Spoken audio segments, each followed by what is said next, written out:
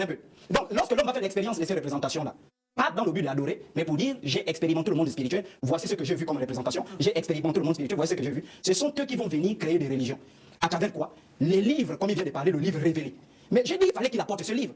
Il n'y a aucun passage dans la Bible que lui lit qui dit que la Bible est le livre, est une promesse qu'un croyant doit avoir, lui.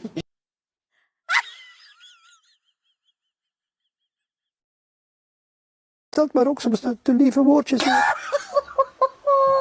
Lire la Bible, c'est bien, mais la comprendre, c'est autre chose. Balayons ça vite Verset fait. 16. J'espère que ceux qui nous écoutent vérifient. Ésaïe 34, verset 16 déclare ceci. Je cite. Consultez le livre de l'Éternel et lisez. Aucun d'eux ne fera défaut.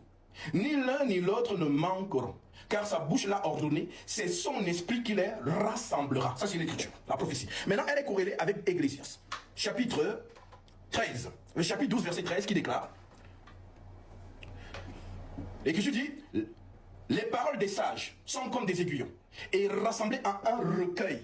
Les paroles des sages sont comme des aiguillons et rassemblées en un recueil. Donc, ce que vous appelez Bible là, c'est ça qu'on appelle recueil.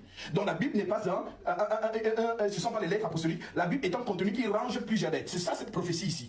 Donc, si vous ne connaissez pas ce verset, je vous le donne. Les paroles des sages sont comme des aiguillons et rassemblées en un recueil. Elles sont comme des coups plantés donnés par un seul maître. Et nous savons que le maître, c'est le Saint-Esprit. Et je termine par là en donnant 1 Pierre chapitre 1 qui corrèle tout cela.